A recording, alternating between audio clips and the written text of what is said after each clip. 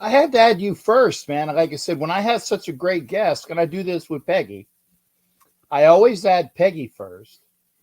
When it's you, I got to add you first because first off, y'all are a lot better looking than me, and then because when I come on, I scare the kids and the cockroach. Yeah, you got more hair than I So have, though. that's true. Hey, And that's Jack, not it's a even pleasure. counting, this. It's a Yeah. pleasure to be in with So you how tonight. you doing? This is hey. First off, I gotta say,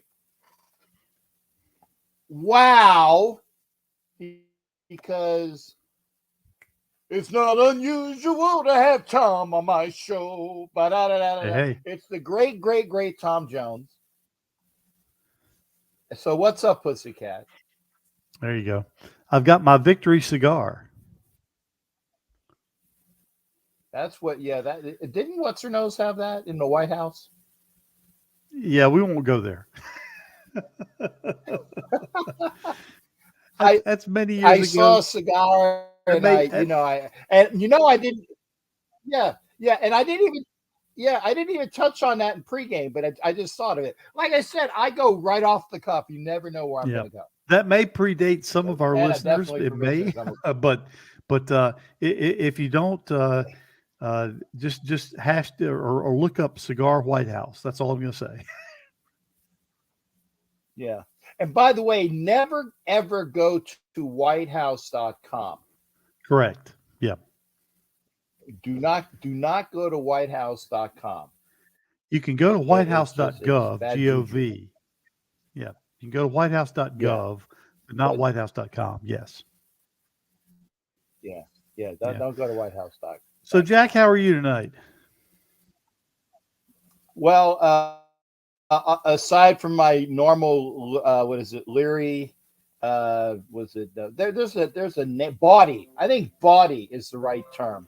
There you go. Aside from my normal body self, yeah, Mike Sarah. There you go, Monica. There you go, and not from Friends either. Although she was a friend of the White House. Naughty, The naughty, White loud House, and bawdy. White House subs.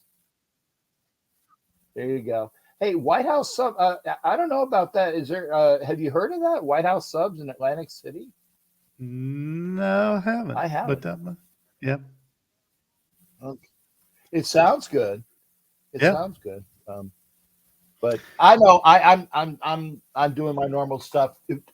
Cigar, great yeah. reason why.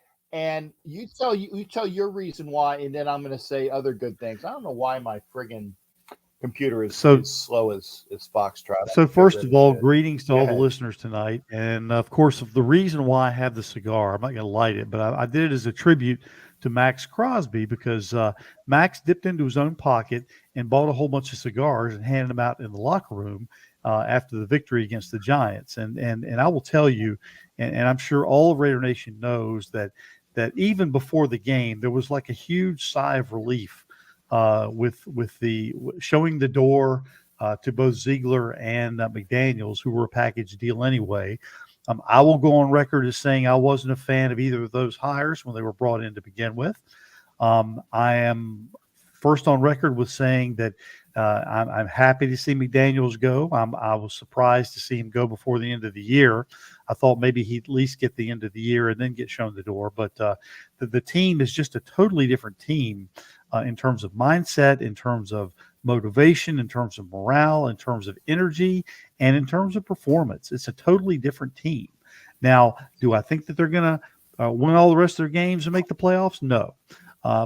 Before the season started, I went on record as saying that this Raiders team had a 7-game win floor and a 9-game win ceiling. Now, I still stick with that. So 7 games winning is the minimum, 9 is the maximum. So don't see them winning any more than 9 games, but 7, 8, 9, right in that sweet spot. That shows a progression from last year. But again, at this point, I think what we have to see is not only progress, but making sure we don't lose the guys in the locker room that are currently there. And I think we took a big, huge step in that this past weekend. Now, we'll see what happens against the Jets, and we'll talk about that at points. But I think we're in much better shape now than we have been for the last 2 seasons. Yeah. Okay. And you know what? I think I said the same thing that you did, was like 7 to 10.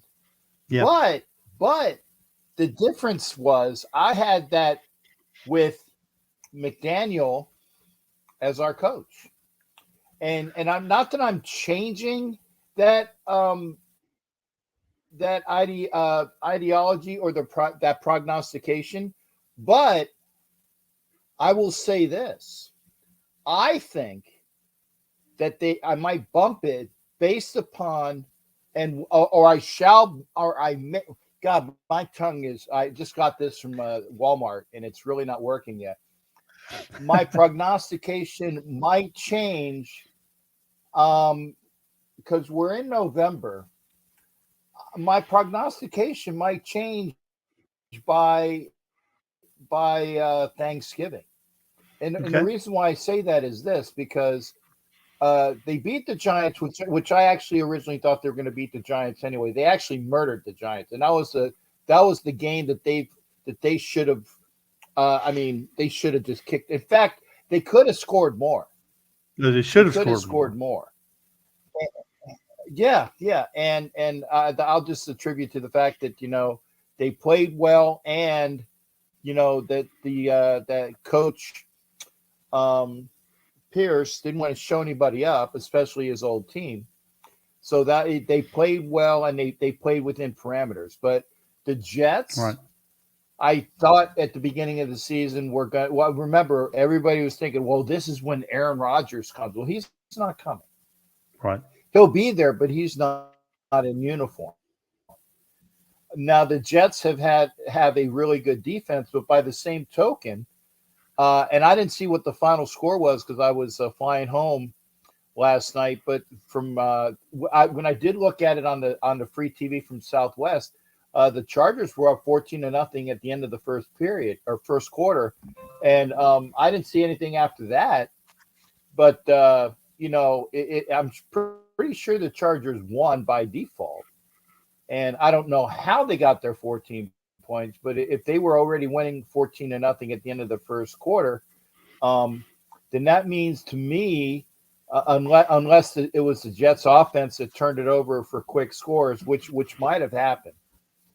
I still think that Yeah. the Jets D has not shown. The final score of the game was So we'll 27 to see. 6. So the Okay. Jets finally Yep. did put up some points, but that offense is anemic. It probably is as bad, if not worse, than the Giants' offense. Right.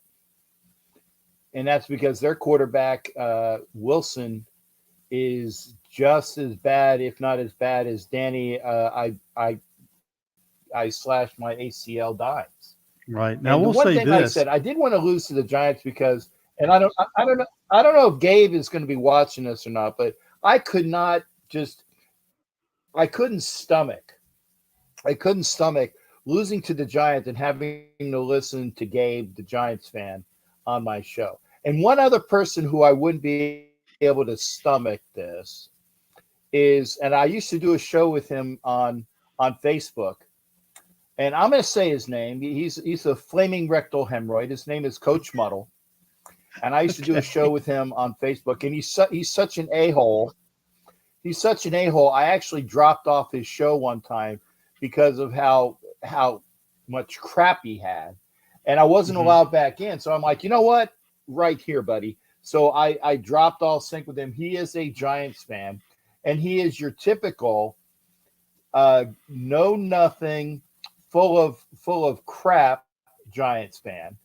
Okay. And so that's what I wanted to make sure that we won, because then I can, when I get some time, I'm actually probably going to drop. I'll figure out. I probably blocked them. I'll drop a score with me going like this, and then block him again or something. Just to show him how much of an a-hole he is. But I couldn't fathom that You can losing to say those what you want people. about So that's Giants good. fans, but my initial perception of Giants fans is this. They come out of the woodwork every 10 or so years when they appear in a Super Bowl. Of course, they've appeared in two where they beat the Patriots. Hashtag Josh Right. McDaniels. And there we go. There you go. Or they are notorious for just wanting to beat the crap out of Philadelphia Eagles fans. Mm-hmm. So that's kind of where they are. So you don't see And you don't see Giants fans in mass like you do with Raider Nation. You just don't. no, That you no. may see occasionally an Eli Manning jersey walking around, but and maybe a Saquon jersey, but you won't see a whole lot of others. In fact, I had more respect for the Giants fans that I saw at the game this week wearing and there is only one, by the way, LT jerseys. The guy who played in San Diego is LaDainian Tomlinson. He ain't LT. There's only Gotcha. one LT. Right.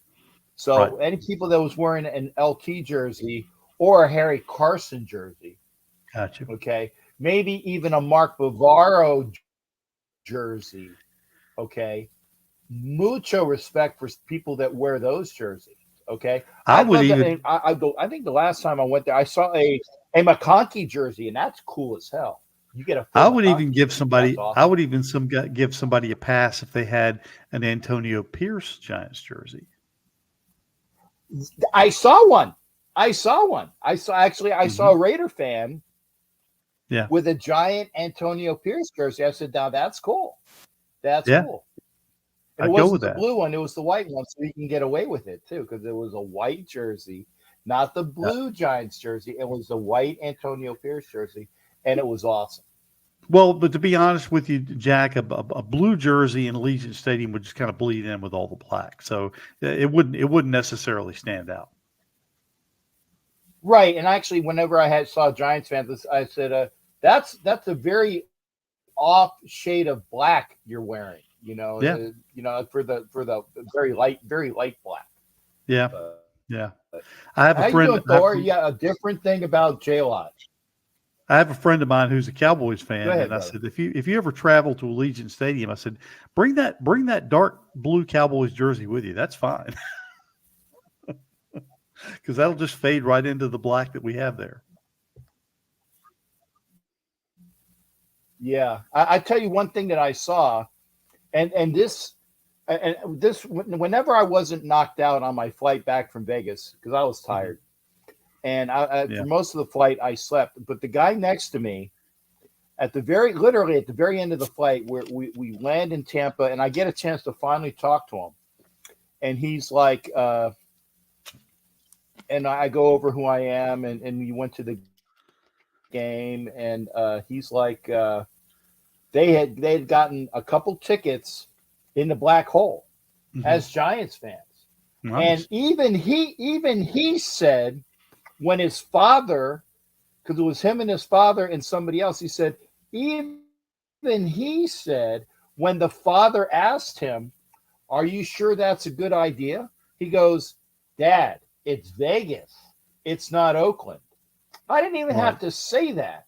He said it, and it was Right. true because the word Right. is getting out that Vegas is Vegas and Oakland is Oakland, and that mystique, the aura, is already gone. And so that's why we need to change it to get back to where people actually will be. I don't want to say fearsome like that, like they're going to come out and get their ass kicked like they did in Oakland, but that they're going to not want to go to Vegas because that their team is going to get their ass kicked on the field, and we need things to do that. But I think if we continue to go this route, it can happen. And the one thing that I actually will say that is positive is that I saw the interview with and it was the I can't remember which guy it was. It was the dude that doesn't have any with the bald head that does the pregame for one of the networks. It was either Fox or CBS,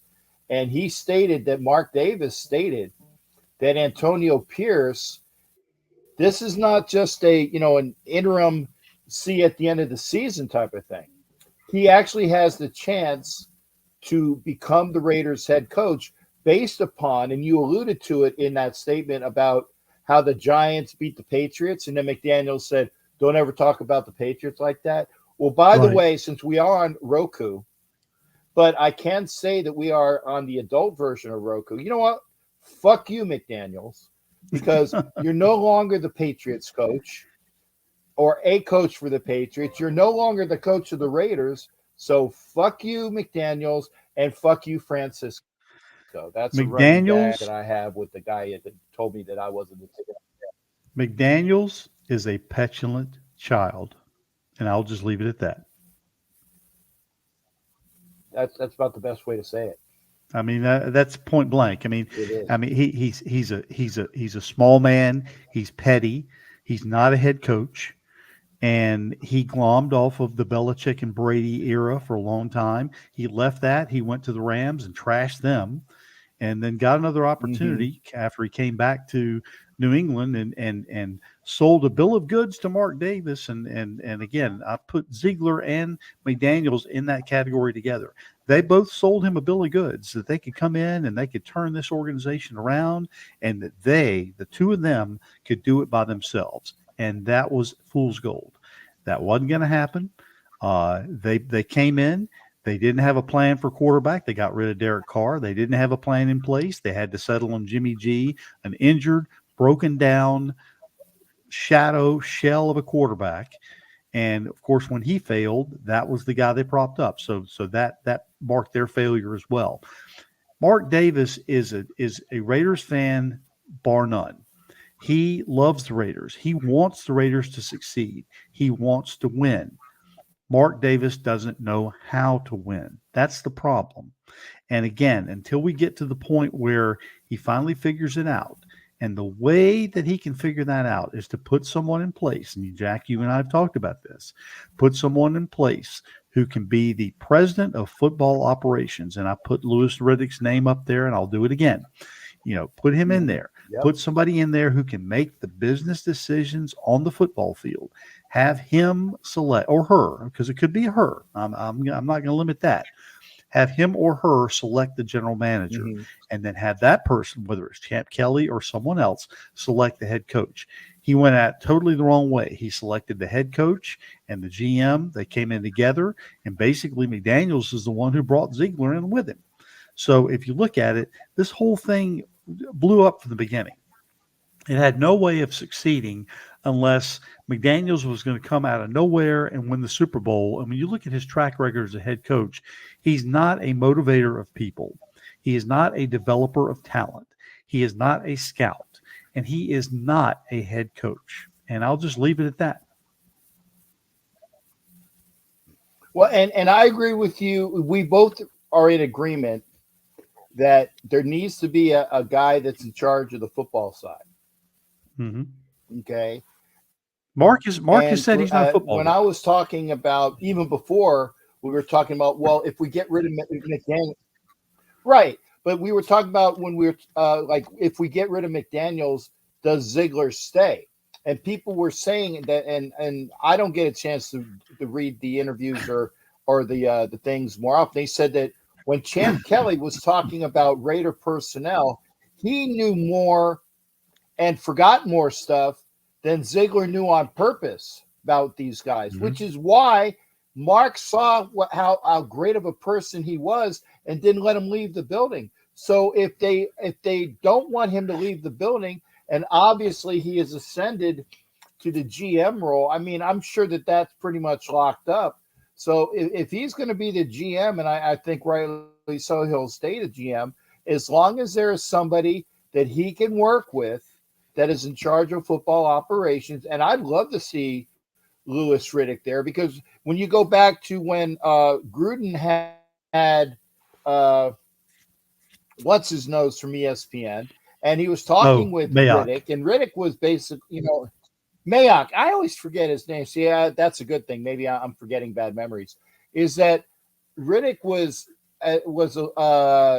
actually mentioned as maybe somebody that would come in before they actually settled on Mayock, and Riddick is a guy that can show his fortitude And even if it isn't Louis Riddick, I think that he'd be an asset to the club anyway if he wants to step away from ESPN in some capacity because he is a Raider. He lives and breathes silver and black, and we are going back to that the Raider way, because it's the Raiders and 31 other teams in the NFL, and it's going back to that, which is good. So we need somebody there. You have Champ Kelly and Person X and maybe Person X1, that help bring out the process. Let them figure out who the coach is going to be. And I was already talking to this guy that was from. He was a Michigan fan, and he was at the party that I was at on Saturday. Mm-hmm. And I said Harbaugh, and he's like, no. He said Michigan is going to, was it throw more money at Harbaugh, and he's going to stay. And I'm like, okay, well, that doesn't mean anything. Mark Davis gave Jack Del Rio an extension and kicked his ass out at the end of the season and paid him that money. So just because you have an extension doesn't mean you can't get fired either. Well, I will say this about Del Rio. Del Rio would have stayed except for in week 3 of the regular season in 2017, he lost that team. He lost the team even before they played in Washington. There was a big political brouhaha going on, and there was lots of things, Yep. but the team got divided, and Jack, Trader Jack, he lost the locker room in a split second and was never able to get it back. And at that point, I think Mark Davis had made the decision that he could not make it past the year. Of course, he didn't fire him then, but he could have very easily fired him in the middle of the season, but didn't do it. But no, Del Rio lost the team, and again, I blame some of it on the political things that were going on at the time. It just happened to be a perfect storm that it was going on in Washington, D.C. At the time, and it just the whole, it was like a big powder keg. I don't blame Del Rio for all of it, but he assumes responsibility for the fact that he lost the locker room and was not able to bring it back in. And Mark knew he needed to make a change at that point, but at that point he was all in on bringing in Gruden, and that was a full court press from the get go. The worst thing about that night, and you're going to laugh at this because this is a joke, but it isn't. It's serious. I had the choice of either watching the Raiders, and they were still the Redskins at the time, so it was Raiders at the Redskins, or the premiere of the Star Trek episode, and with I can't remember which Star Trek it was.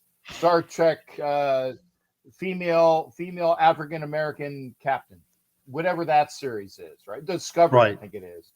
Right. And I'm a Trekker. I mean, I love everything, all things Star Trek.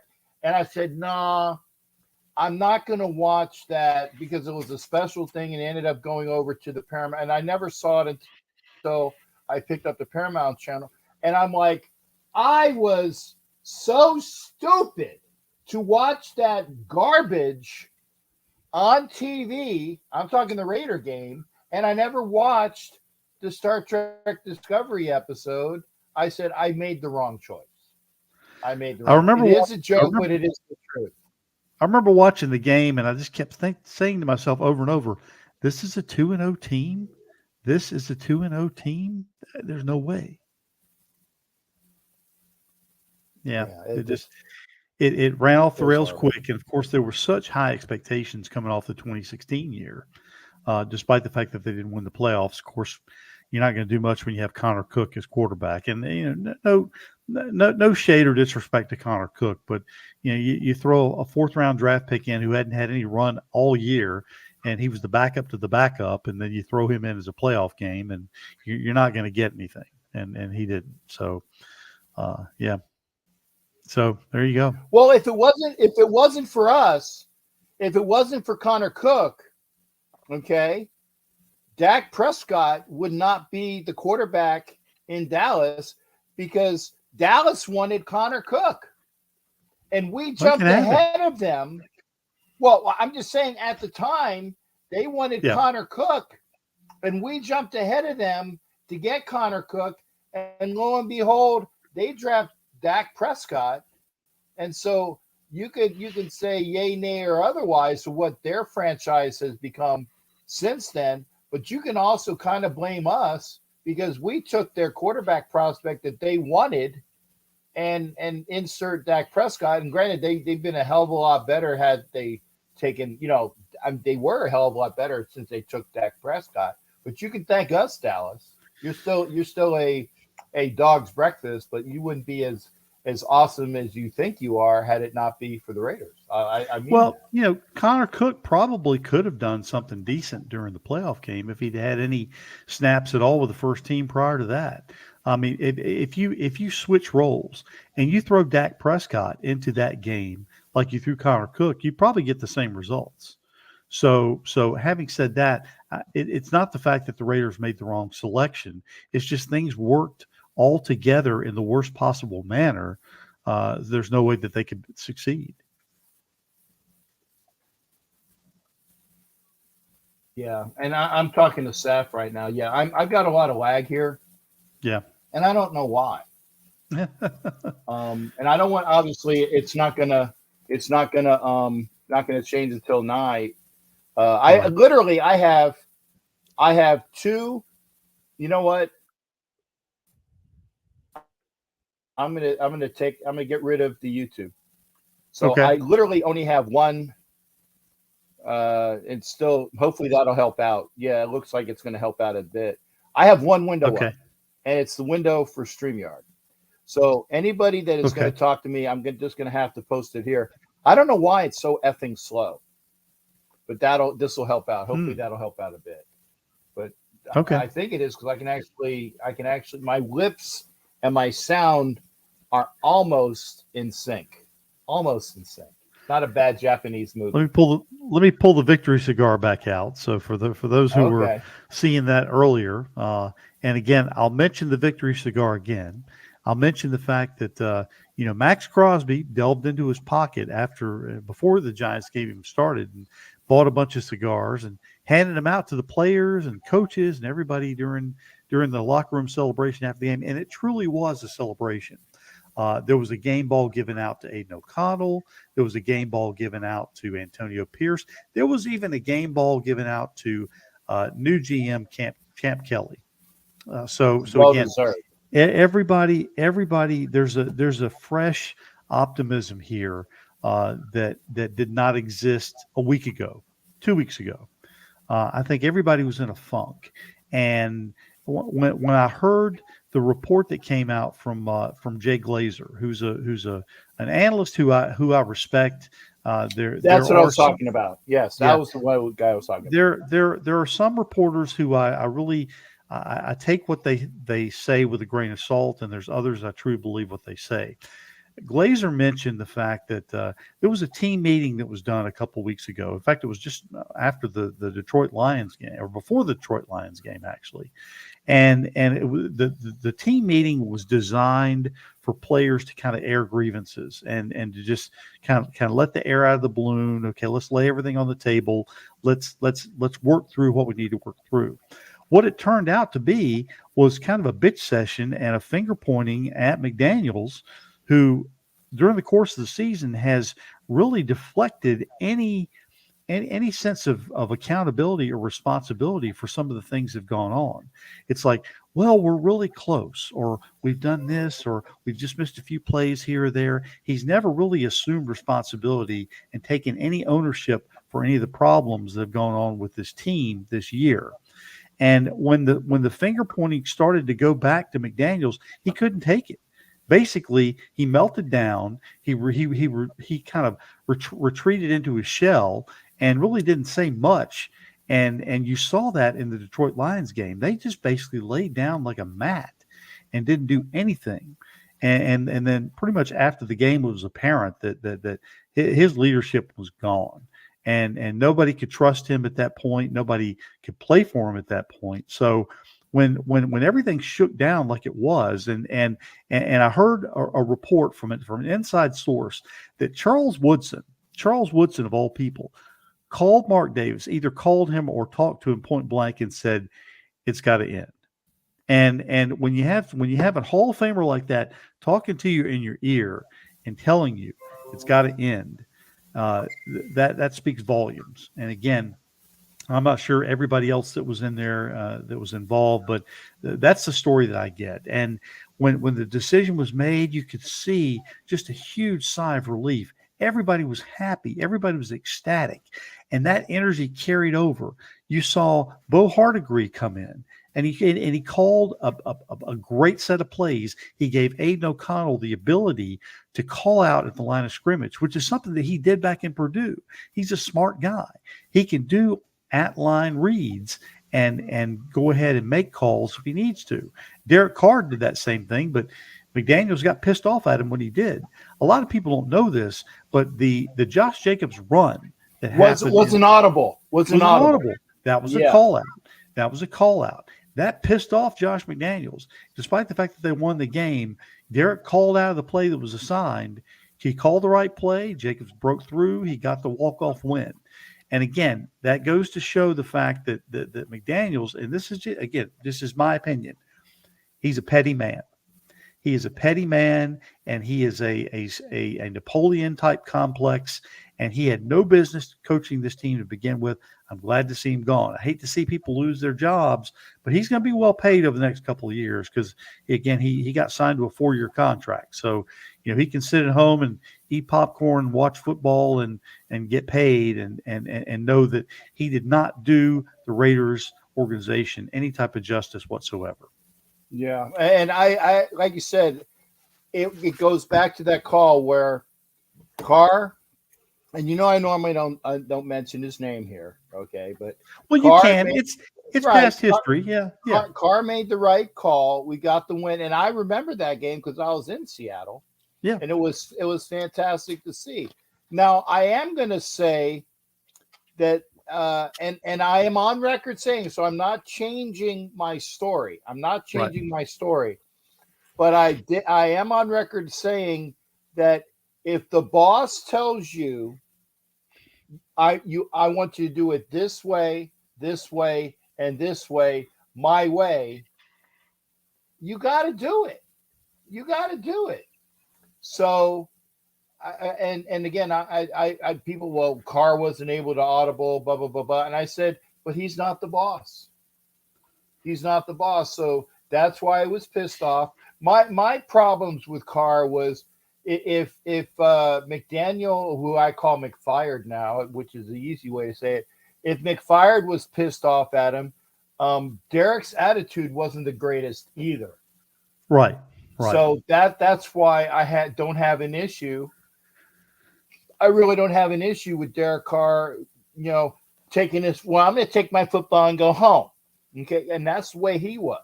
Okay. And Derek wasn't the only one that had an issue in the locker room. Waller is gone, and he had issues with the locker room. I'm glad that he's gone. Right. Wowza says the boss was wrong. Yes, you are correct, Wowza. But I am a military person, which is why I told people I will not accept people talking crap about calling, and I'm going to call out Jack Kenna. I love calling out Jack Kenna. Jack Kenna would call him McShitnuts on my show. Yeah. Okay. Yeah. He would call him McShitnuts on my show. I'm not going to have that because you got to at least respect the position of who you're calling out. That's why I call him McFired. It's the best way to give my little dig at him without going excessively overboard and, like a little kid. I would refer to him as McDummy because he just made a lot of dumb decisions. And again, I don't think anybody would fault me for that. And I'm not going to go down the rabbit hole that a lot of other people would go down because I've heard 10 times worse. But the bottom line is that Mark Davis made the wrong decision. And again, now, owners are not always going to get it right. Owners will go ahead and put people in positions and hope that they will do the things they need to do to do right by the organization. Sometimes they'll hit, sometimes they won't. Now, people can say that Al Davis was very quick to pull the trigger on several coaches and several situations, and others would say that he didn't pull the trigger quick enough in other situations. So again, Mhm. there's not really a set formula. I'm glad that Mark understood and realized that this team was not going anywhere. And the team was lost, the fan base was lost, and the performance simply wasn't there. When you saw the energy that came out of the Giants game, you saw that the fact that this team really is not that far away. And when you look at it in retrospect, you could say, well, probably two or three of the games that they lost earlier in the year, they probably could have won. And if you do that, suddenly you're not looking at a 4-5 record. You're probably now looking at maybe a 6-3 record. Again, just the difference of 2 wins can make a huge difference between whether you make the playoffs or not at this point in the season. Now, you've got Murderers Row coming up after the Jets game. You got the Dolphins and the Chiefs, and those are two really, really tough games to play. So if they don't win this game against the Jets and they fall to 4-6, you're going to really risk then falling to 4-8. I really hope that they're able to get this win coming up on the Only Nation podcast, which should be coming out in the next day or two. I did say that I did not think that the Raiders were going to win, and the only reason why is because they have a history of losing games that they should win. And again, that's the only reason why I said that. And I said, hey, I'll be the first person to step up and say, I'm happy to be wrong. I'm happy to say that I was wrong. But if the Jets play like they did offensively, and they really were offensive They were against the offensive. Chargers, Hmm. and then the Raiders could very well come out with a win. Their second 2-game winning streak of the season, by the way. Right. And I want to see that. It's just the fact is, and people are alluding to it here, and you know, and I know, Tom, that the Raiders historically, even since the 70s, they play up to the tough teams. They Yep. play the tough teams like it's a Super Bowl, and Right. they kick their ass, or at least they play to kick their ass. You might not win all the time, but they kick their ass in such a way because they play the good teams well. But they also play down to Right. teams that they should literally wipe the field with, a Right. la when we went to Chicago and we looked like a JV team could have beat us that game. And actually, that kind of was a JV team Right. when you got a guy named Bajent as your quarterback. That's a D2 quarterback that was a walk on basically. And again, and that's why I told people in Chicago, I said we should win, but that doesn't mean we are going to win. And Right. Saf said it as well. They played Detroit, or as I say on my other show, Detroit. They played Detroit hard because they are a fantastic team. Right. And had Aiden O'Connell played in the Detroit game, there's a good chance that game would have been closer, if not a win for the Raiders. I'm just saying. Right. Right. And you're right. I mean, they in not just recent history, but in past history, they've had a knack for playing up to their competition and playing down to their competition. I mean, Mm-hmm. I think back. It's been a couple of years now. I think back when they were kind of flying high and going into Atlanta back in 2020. And everybody thought, well, there's no way they're going to lose to Atlanta. Atlanta's got a horrible team. Well, not only did they lose, they got just trashed. I Mm-hmm. mean, it wasn't even close. Derek Carr had one of his worst games of his career. They just couldn't do anything. So again, um, and I see the comment, we need to do what Denver did against KC. Well, here's Yeah. the thing: KC did not play a good offensive game. And again, if the Raiders can have their defense play the way they've been playing, they've not been beating the world truly, but they've been holding their own. They've been up there in the top half. If you can maintain, if the Raiders defense can stay around the top half, That's really all we needed. That's all we've ever asked for is for a Raiders team, for the defense to step up to be in the top half. Because all those years that Derek Carr quarterbacked, he never had a defense that was higher than 21st or 22nd. And again, that's not all on him. Some of it is. Now, again, I will say that with Derek Carr, there was the law of diminishing returns, and again, his skill sets were diminishing as things went on.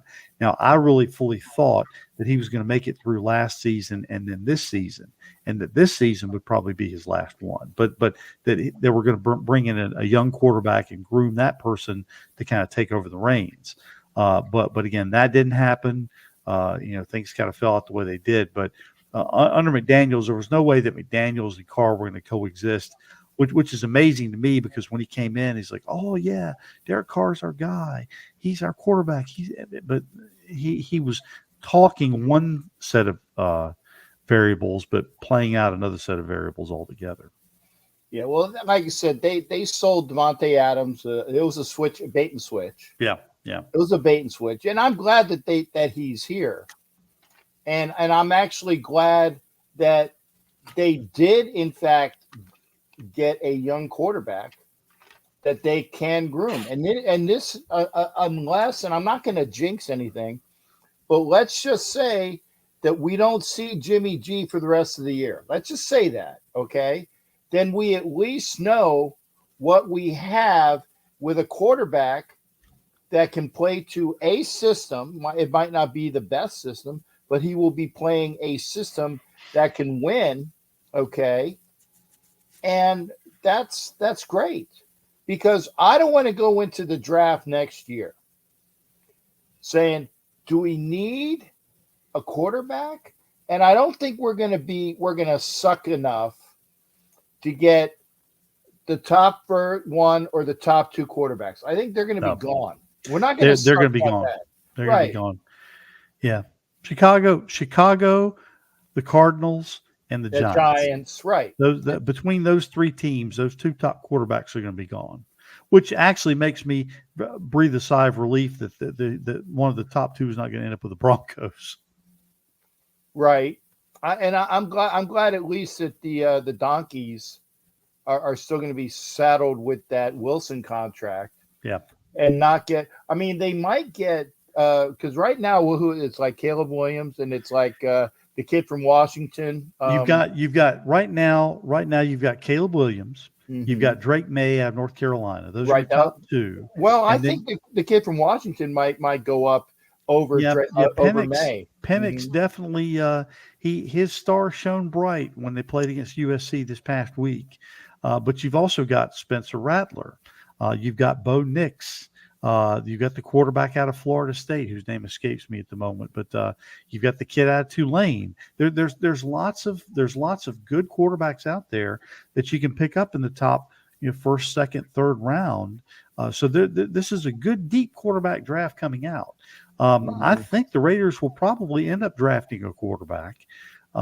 It'd be nice to be in a position where you can say, okay, we're at a spot now where we can just go for best player available, regardless of position. I think they're a lot closer to that now than they have been the past couple of years. Well, like I said, I still didn't want to wait, and don't get me wrong, if the best player available in the first round, and that's of all the players, not best positional player available. I mean, true BPA. If your board is run with how many draft picks? There's like 263 or something. Something right around that. Yeah, 250, 260, right around there. Yeah. If you have positional, line by line, 1 through let's say 250, right? And you go one by one by one by if the guy you want is at the top of your list is still there, and it just so happens that he's a quarterback, then go get him. And like Desert Raider says, Bo Nix, and I saw Bo Nix when he was at Auburn. He wasn't that good, but now with a system up there in the Pacific Northwest, he is that good. Okay, Penix is that good. I think May is going to be decent. Yeah, and like you said, you have all these other guys. And yeah, you might have Sanders's kid. And I'm not poo-pooing Deion Sanders's kid, but I want to see what he does for the rest of the year as well against everybody. And he has the pedigree. So I don't care who it is, but if there is a defender available, and that's where the Raiders have always gotten in trouble in the past, is said, we're going to get BPA. Well, not really. We're going to get the best positional guy available that fits this skill set or this position. So it's BPA by position, and they have it pegged, and we'll see what happens. Right. And before they even get to the draft, they need to address the free agency, which you and I will talk about at length. And on social media this past week, I did post 6 guys that I had my eyes on in terms of free agents. And I will tell you that 2 of them were offensive linemen, and then I think one of them was an edge rusher, and you had 2 linebackers and then 1 linebacker / safety. So again, I think that there are probably 2 to 3 pieces, and of course, some of the names are very familiar names. You know, Devin White, who's a linebacker in Tampa Bay right now. Patrick Queen, who's a linebacker with the Ravens. Jeremy Chin, who's a linebacker / safety hybrid with the Carolina Panthers. Brian Burns, who's an edge rusher with the Panthers. And then you have Jonah Williams, I think, the offensive tackle out of Cincinnati, and Michael Anoewu, I think, or Amenwu. Gesundheit. He's with New England, and again, people will say, "Oh, the Patriots," but no, he's a really good offensive lineman. So again, there are several key pieces there. I certainly don't think the Raiders will bring or can bring all those guys in, but if you can bring in 2 to 3 of those guys and then back it up with a good solid draft, I think you're really looking at being able to contend for a playoff spot next year.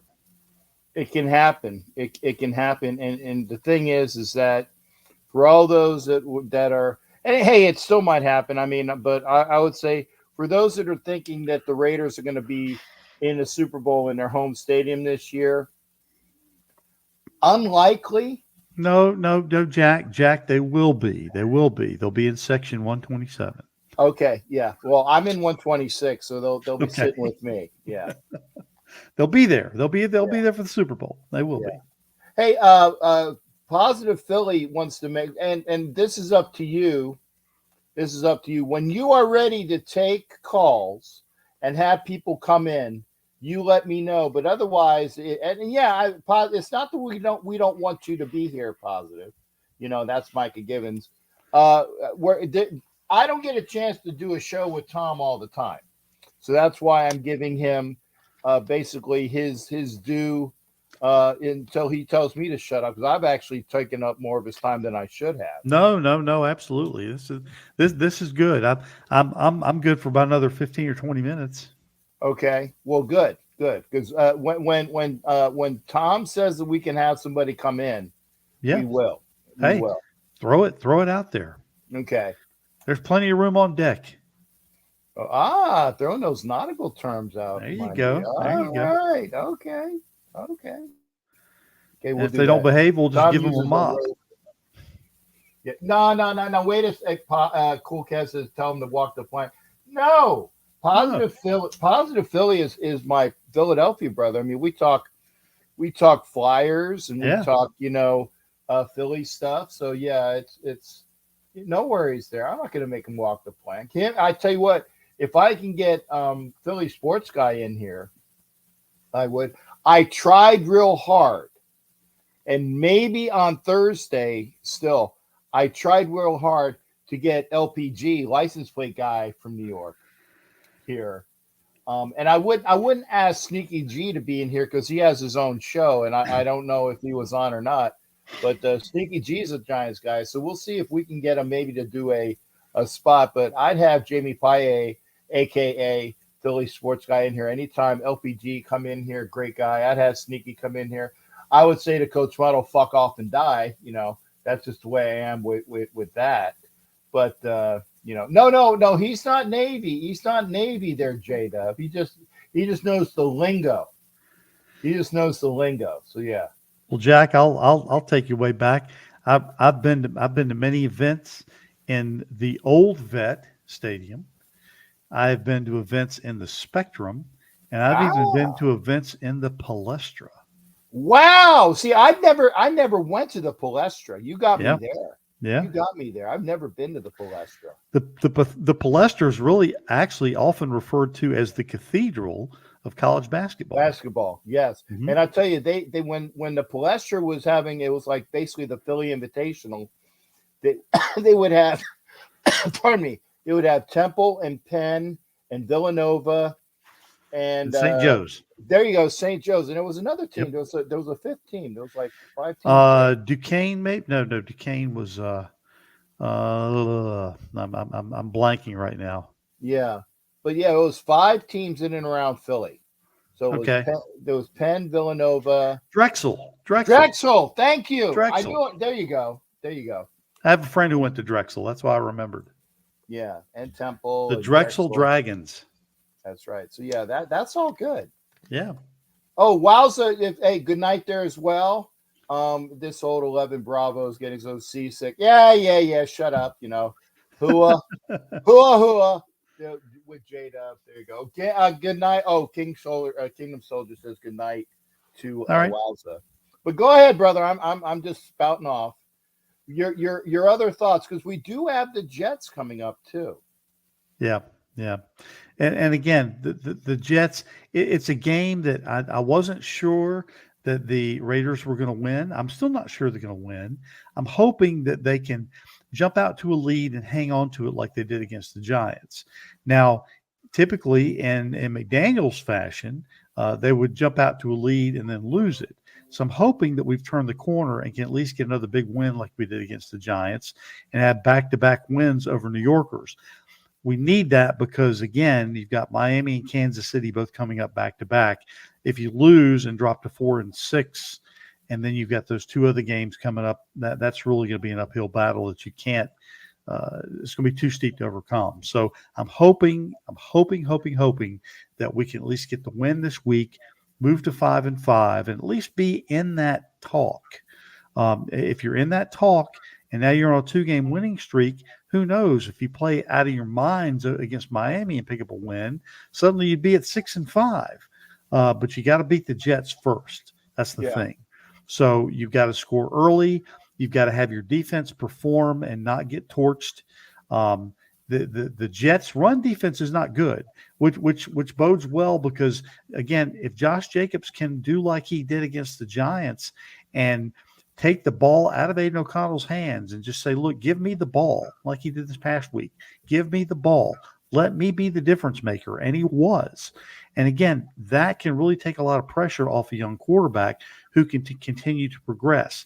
But the way Aiden was spreading the ball around to 8 different receivers, if he does that again, and you combine that with the running attack from Josh Jacobs, who just got better as the game went along, you could end up with good things. And again, if you were to end up at the end of the day with a win and a 5-5 record, which is exactly the same spot, the same record that I had this team back when we talked about the preseason, what the record would be.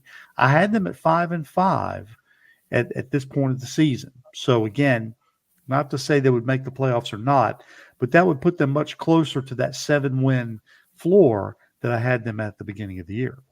Yeah, and I think they definitely need to get there. That by hook or by crook, they need to get to at least 7. I'd actually say they need to get to 8. With McDaniel out of the house, they need to get to 8. Well, I think I would agree with you to a point, but if we can continue to see the effort and the energy that we do from this team, and a lack of mistakes, as we saw this past week. If we have another team that comes just out of nowhere and plays an excellent game, you're going to have teams do that. See, Jared says Raiders are winning 30-14.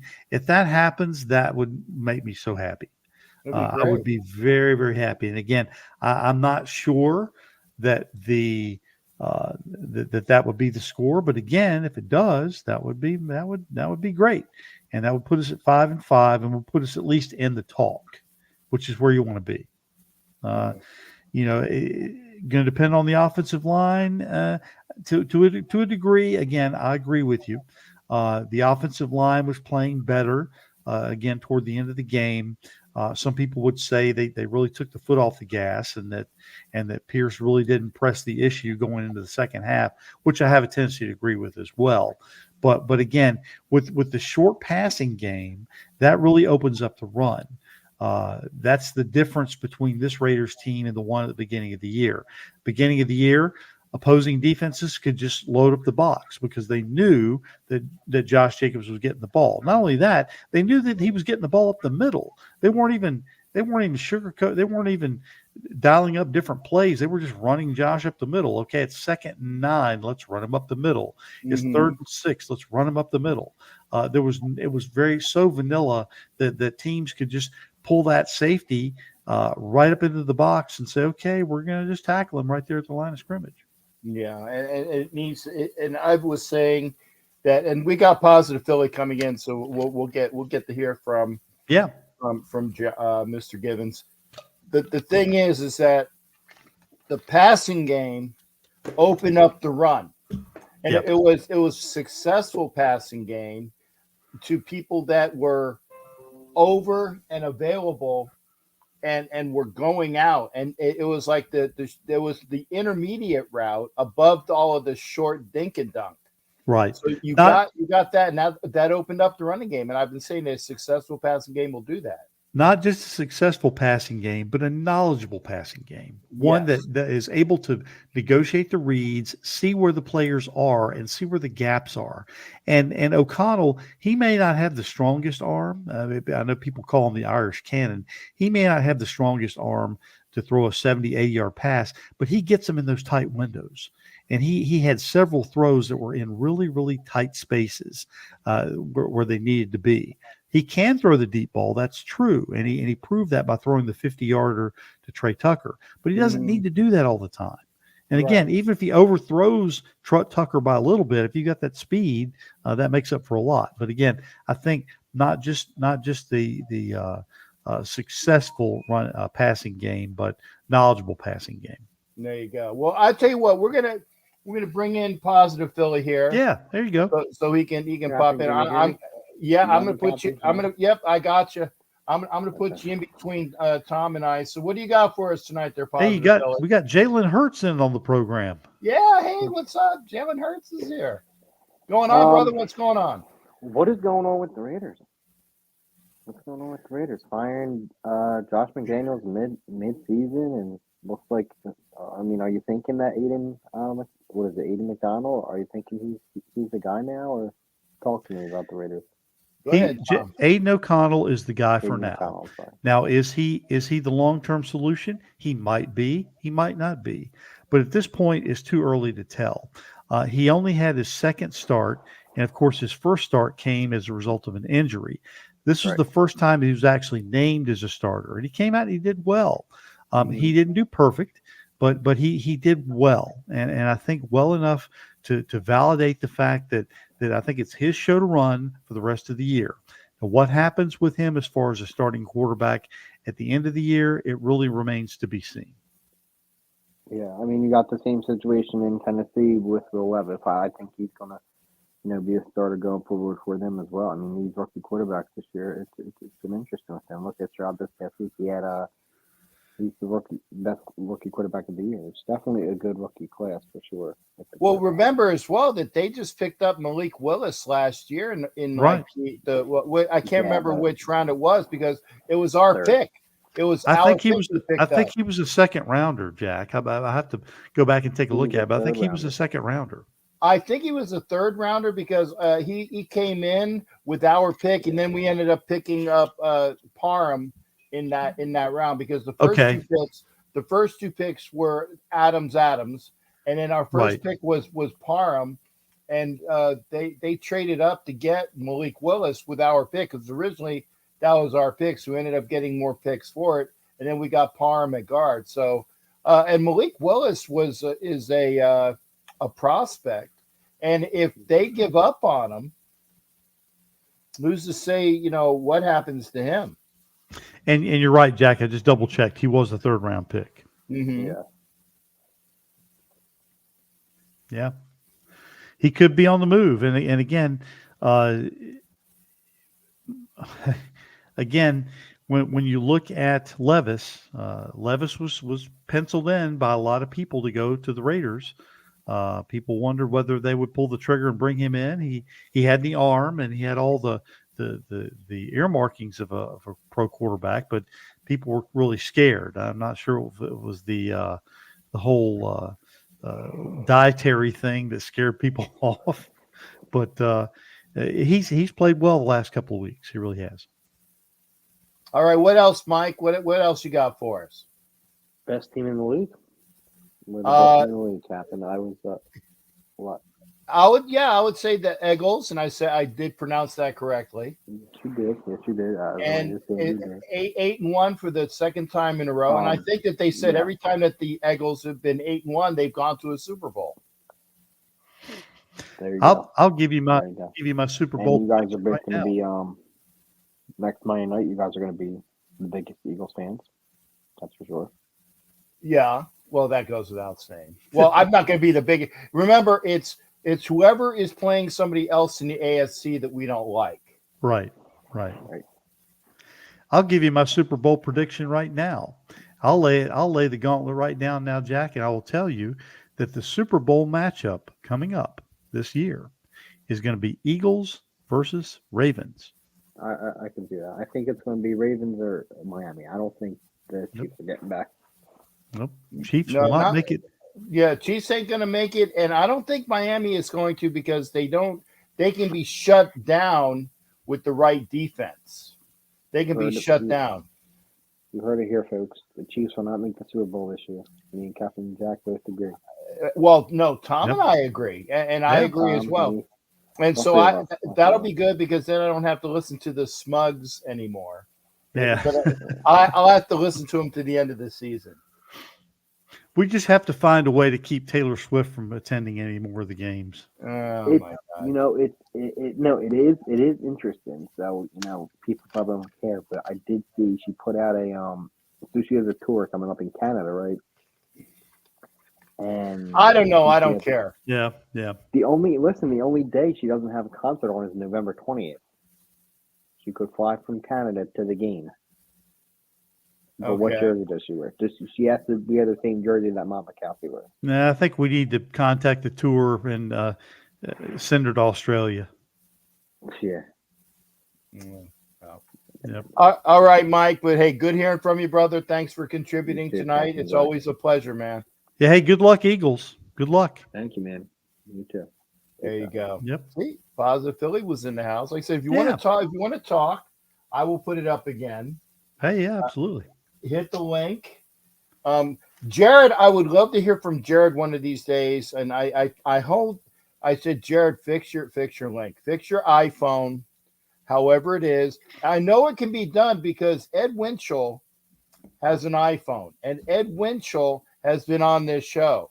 So don't tell me that it can't be done because Jack Kenna has an iPhone and is on this show. So, Jared, fix your phone. And I will tell you that Ed Winchell and Jack Kenna both have very strong opinions. Yes, they do. They do. So, Jared, come on and fix your phone. But like I said, if you want to listen, if you want to talk to Tom, I know you don't want to talk to me. You can talk to me anytime. If you want to talk to Tom, who is this close to lighten up that stogie, this close to lighten up that stogie. The wife told me not to light it up in the house, so okay. I have to respect her wishes on that. Yeah, Pizzle has strong opinions for sure. Yeah, and Ed says yes, we do. Yes, we do. Twan, yes, you can pop in as well. Good to hear from Raider Twan. We now for those because I like to do promotions. Okay. Mm-hmm. So the first thing I'm going to say is make sure, if you can, to hit up Raider Twan on Raider Twan's YouTube channel. That's Raider Twan right there. Also, okay, and they were in here earlier. Raider Nation Drinking Club with Thor is gonna have a show at 9 Pacific, which is what, midnight? Yeah, I'm not staying up for that. Yeah. But anyway, in about 2 hours, don't be sure to go to Raider Nation Drinking Club and watch Thor. And my last promotions, I don't see anybody else. If I miss, oh well, okay. Normally he had. Well, this will be a twofer then. Okay, Tom has his show and his podcast. Go ahead, Tom. Go ahead and throw some wonderfulness that your way. Okay, all right. So Heidi Stabbert and I do a show called the Only Nation Podcast. We recorded our most recent episode yesterday morning, so hopefully it will be out tomorrow. So if you go on to your favorite podcast provider and just search Only Nation Podcast, you'll get it up there. We try to get one out every week. I also do a show called Raider Roots, which chronicles every year of Raider history, going all the way back to the very beginning. So if you want to get up to date on Raiders history, you can go into your podcast provider and search Raider Roots, and you can see that one as well. Okay, now, and I'm glad you stopped. I'm glad you stopped because this is the one that I'm very, very happy to promote, as I did it on several shows. Whenever I see Tom, make sure that you buy. It's Raider 500, right? It's called Raider 500. Yeah, I got the title this time. There you go. Hasn't been published yet, so it's still in the incubation stages right now. But what I've done is I've done some painstaking research, and I've taken the numbers 1 through 500, and for each number I've assigned something special within Raider history. It could be a particular stat, it could be a game, it could be a player, it could be any number of things, but it goes 1 through 500. So I've taken each number and assigned something specific within Raider history, going all the way back to the very beginning. So it covers 64 years worth of Raider history. I've also combined with Karen Bates-Metters and a couple of other photographers out on the West Coast, and we're going to get some excellent photos. Karen's already going ahead and shared with me a couple of photos. One is with is a close-up shot of Lester Hayes' hands with Stickum all over him. So this is going to be just epic. So we're looking at putting this together. We're in the process of getting it published. Hopefully, fingers crossed, it would be out by the end of the year. But this is something that would be a good coffee table book and something that would be a good chronicle of Raider history, which includes, by the way, the number 500 includes the 500th regular season victory that the Raiders got just a couple weeks ago. And that was the one that was holding you. Yeah. And I'm sure, because you said it goes from 1 to 500, so you didn't do the obvious one. You didn't do double O. I didn't, but there's going to be a tribute to Jim Otto in the book for that. Okay, because that one's so easy. It would have would have made it Raider 501. Right. Yeah. So, but still, I mean, I don't think anybody would have faulted you if you said, "Oh, by the way." No. Double O. Absolutely.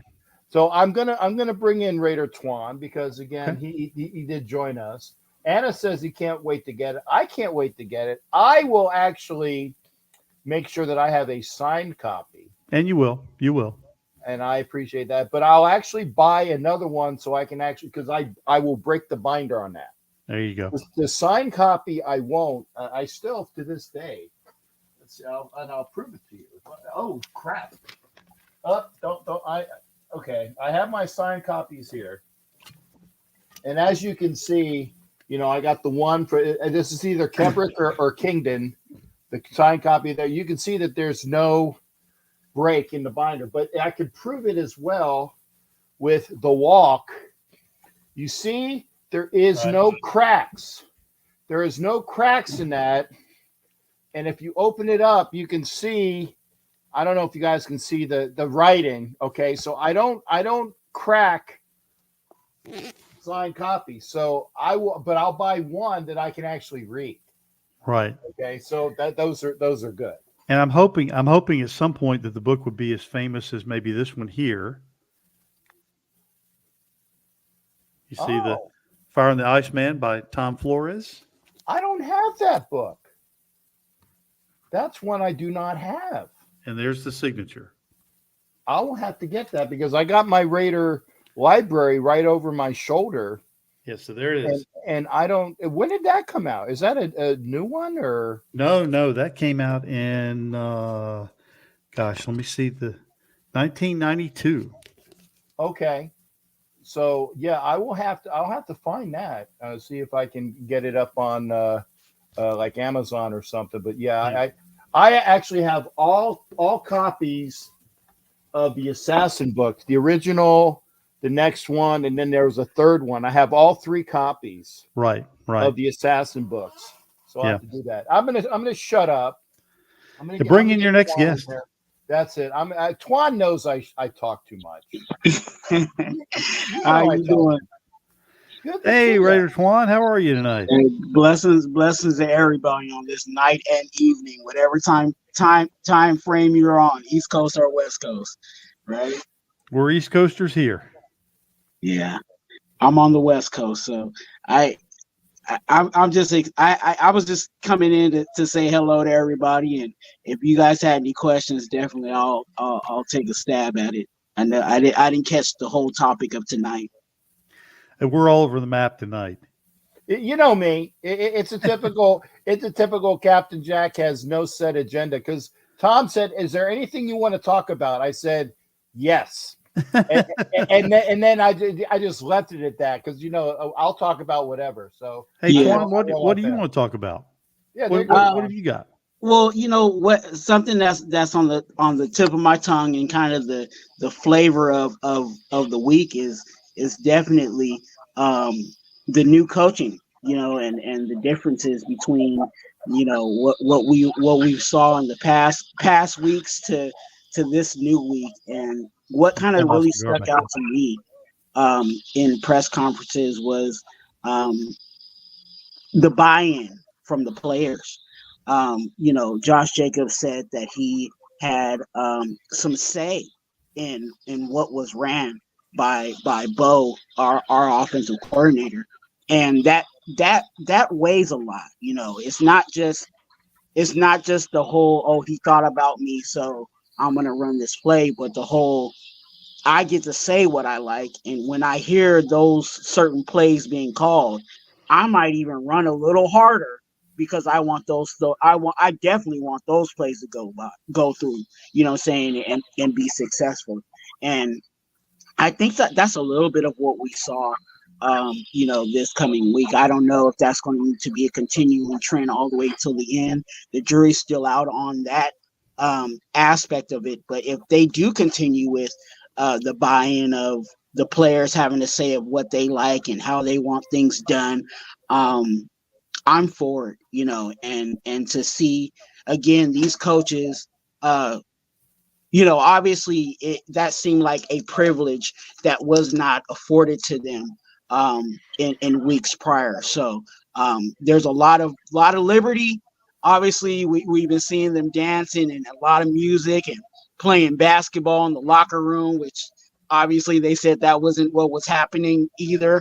So I do like what I'm seeing, and hopefully it will contribute to more winnings in the future. Yeah, I agree with you. And again, I think team is the key concept here, because the Raiders didn't really have a team. They had a petty man running a team. That's what they had. They didn't really have a team. So now I think you see the input. Josh went up to Aiden O'Connell before he even started and said, "Look, I'm your guy. Give me the ball. I'll take some of that pressure off of you." And they did that. And Aiden O'Connell was able to step up to the line. He had the freedom and the ability to make changes at the line of scrimmage, which he did a couple of times. And again, that's something that was not able to happen in a Josh McDaniels run offense. So regardless of where Josh McDaniels ends up, quarterbacks are going to feel that. Now, when he was with New England, he ran up against a guy by the name of Tom Brady, who was going to do it his way regardless. And again, You can say what you want about Tom Brady, but he wasn't going to put up with any of McDaniel's crap. If he needed to call something out, he would call it out. And again, the Raiders hadn't gotten to that point yet. Last year, Derek Carr was certainly not going to rock the boat and do anything untoward toward his head coach, except for calling a couple plays, which he did, which were successful, which McDaniels did not like one bit. And Jack and I talked about that earlier. But again, what you have now is a team. The team has bought in, and this is where they are now. So you're going to see, I think, a lot more effective production and people having each other's backs, unlike what they've had so far to this point. Yeah, and I definitely agree with you. I really do like to see that, especially when you have all the talent that we do actually have on this offense. It was really a shock to me that we were, if for some reason we couldn't break that number 20 curse that we had for the past 8 weeks of this season, especially with all the talent. And I joked about it earlier today on my live, and I said that I thank Champ Kelly for bringing in a new wide receiver in Hunter Renfrow to the team, because we didn't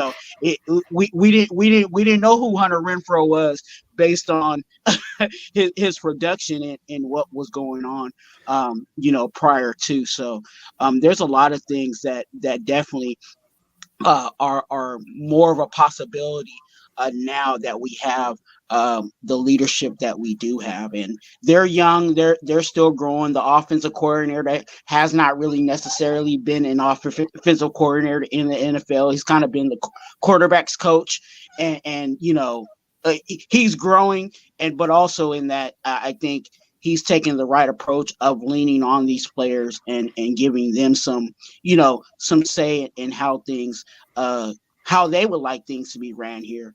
And, again, it's not the coaches that win games, it's the players that win games.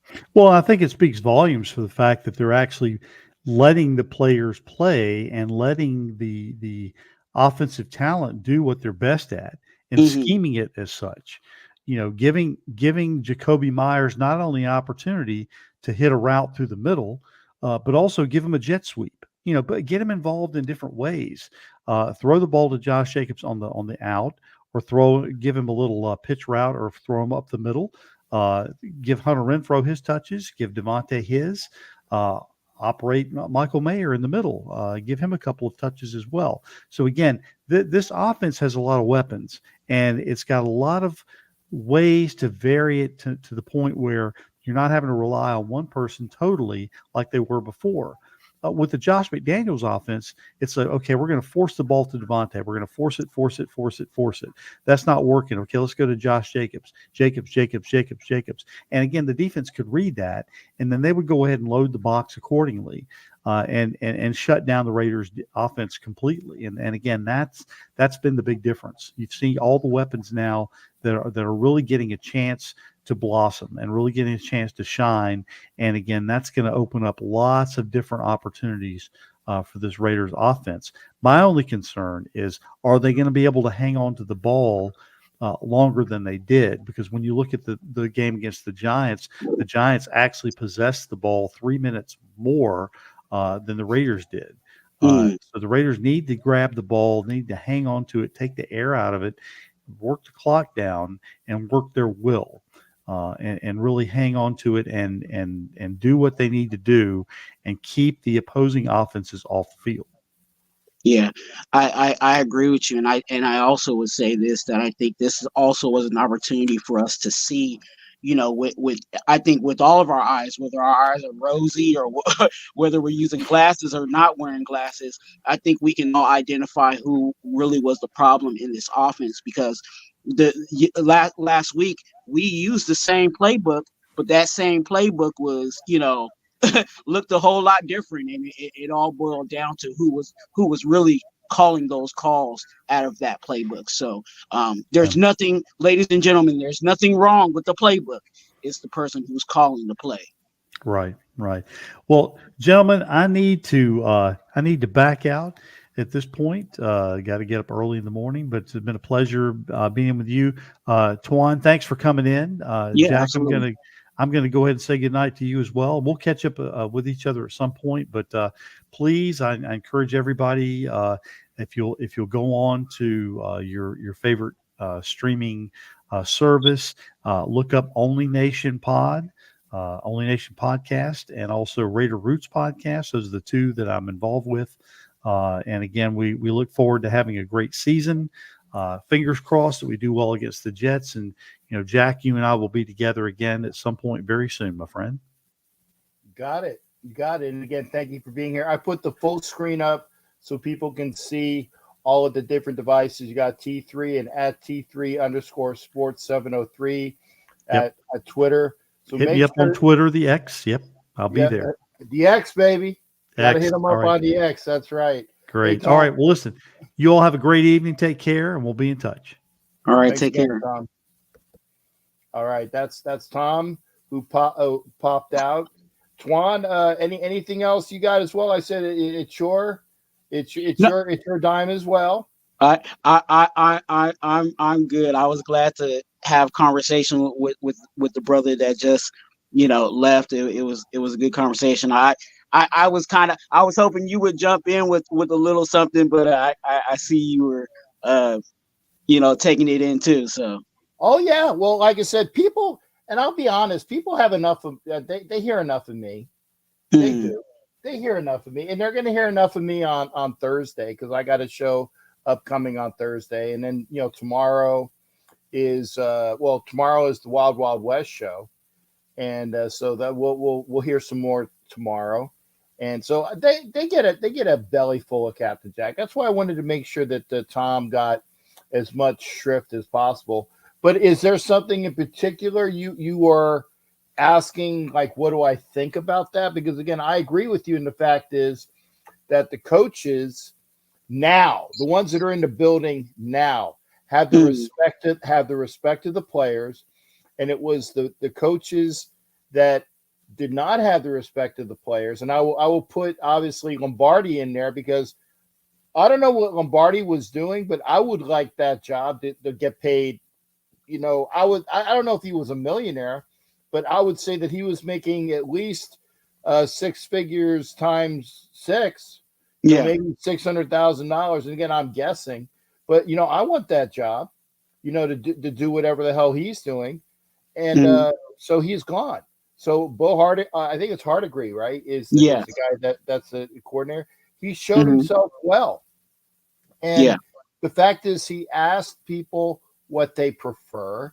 He sought input, pardon me, and he's getting the best effort from the people that need to put out. Now, like I said, the players themselves need to ratchet it up. They need to get more solidified. Of course.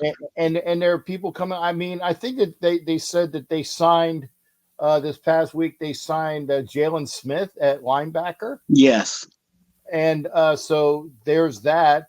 They signed, and this one was I'm sorry, but they signed Parker back to the practice squad after they reached an injury settlement with him.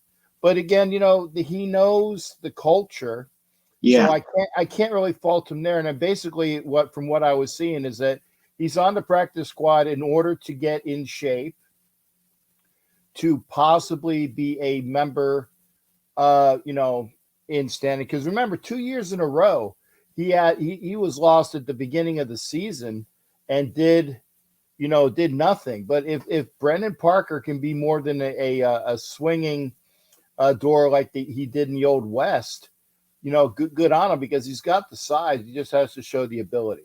So they're doing good things. We just need to see where it comes into X's and O's, and I'm good for that. And I'm gonna say one more thing, and I want to have your opinion on this as well, because people always bitch at me when I say that Rich Bisaccia was not the right answer at that time, because yes, he was a leader of men.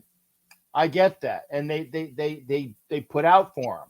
but he didn't have a strong X's and O's background, which is why Mark Davis went for and got bamboozled by the McDaniel show, because at least he said, hey, this is what I can do. And he went up on the chalkboard and did X, Y, and Z. And Bisaccia couldn't do that. Now, if Bisaccia would have had probably the top one or two offensive coordinator come in, as well as the top one or two defensive coordinator come in, then he would have been adequate for that job. The reason why I bring that up is this.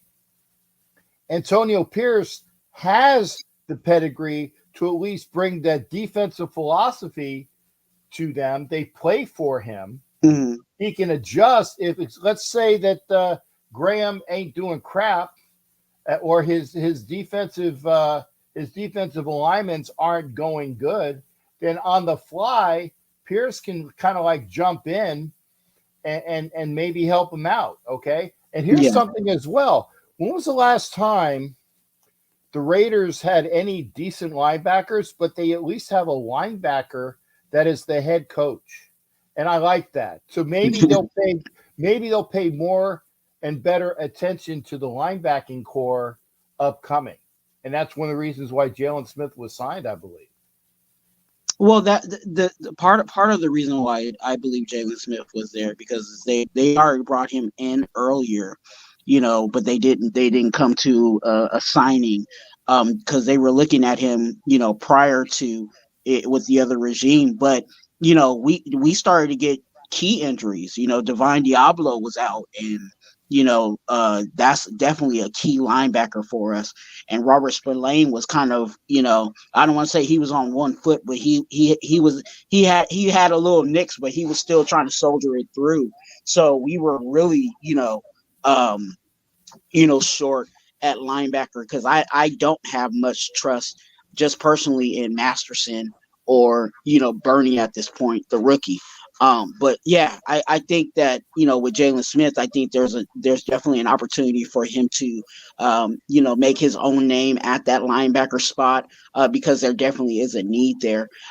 Going back to, what was your other statement about? It's just that I think that this team can and will produce for Antonio Pierce, because they are going to go through brick walls for him. They might not win every game, but they're not. But I don't think that they are going to be embarrassed by any team. I don't think that when they go down to Miami, and I might be wrong on this, but I don't think Miami's going to throw a 70 burger against this team. Yeah, I think that they'll play rather well. They're gonna do what they need to do, and I'm ready to have it happen. And by the way, I think Bernie will pan out. Again, I am showing some bias because he is a Gator and I'm a Gator, but I think that he will definitely pan out, kind of like what we seen with Diablo. Bernie is that type of player as well. Yeah. I'm not, and I don't want you to think that I was discrediting Bernie. I just think that at this point in his career, I think he's young and he's just going to need to, kind of get groomed up a little bit before we really can rely, put our money down on him to do stuff every week for us. Now, can he come in and spell somebody, and fill in? Yeah, I can take that, but not having him out there, as a guy, I call him a dollar player, which means that I'm putting my money on him to do his job at this point of his career.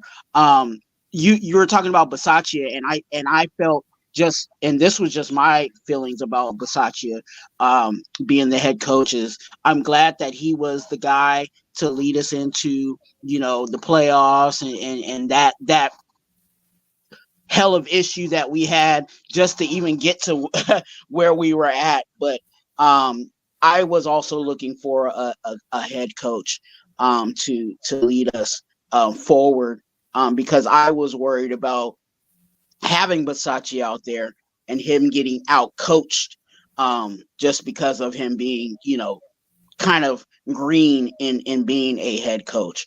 So I like Basaccia, and I really wish there was a way to kind of keep him around, just to kind of keep him in the room.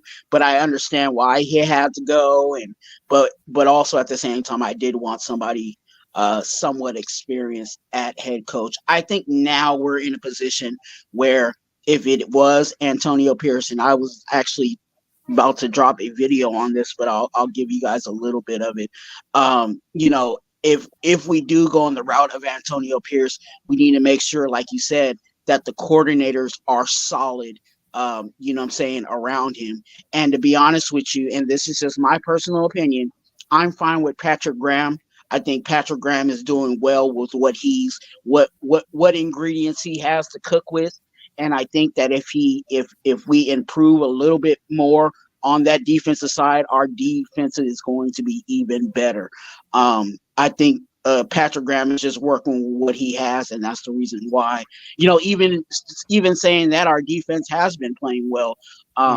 You know, even though that is the lower dollar amount of cap that we're spending on that side of the ball. But I think the jury is still out, and it's good to watch, since we have 9 games, to see how Bo plays things out. Because if Bo can really get this offensive side of the ball going, then maybe we don't have to look for a strong offensive coordinator, and we could still keep Antonio at head coach, and then Graham at defensive coordinator. And then I also am a big fan, and hopefully that's solidified. I'm not sure if it's already solidified that Champ is our full time official GM, because I loved what he did over with the Bears. So we could keep things consistent here, and have Bo be our offensive coordinator, or that could be the only hire coming in that we're bringing in, is bringing in an offensive coordinator that likes what we already have here and says, yes, I like what you guys got there, and I think what my playbook does can work for Josh Jacobs, Devontae Adams, and all the key pieces that we have on our offense. Yeah, and I said we will see. Obviously, we're not going to see now. We'll see in January. Definitely. And I'm not that I'm saying we're not going to make the play. I mean, we can. I honestly I don't know what the bet is for us making the playoffs, but if it's long odds, maybe. Actually, I put money on it because I know Anna. I gave money to Anna, and I have my picks somewhere. I don't remember where I have those sheets, so hopefully I will find my sheets if the Raiders do make the playoffs. I said, hey, I actually want some money, so I just got to find them. But Twan, I agree with you, brother, and hopefully we'll play well. Yeah, I also feel like if they come out like this, like they did against the Giants, of just the fight all the way through the game, and the belief that they could actually win games that we haven't seen, like, and that was kind of one of the things that really stuck out to me again with this Giants game, is the players look like they believe in they could win the game. And I think if they go with that intensity and that belief every week, move on the way out, I think we could crack a spot in the playoffs. We might it might come down to what we've always been, and that's just the. Okay, Twan, say that last part again, because I asked him. But yeah, okay, I do believe that we can.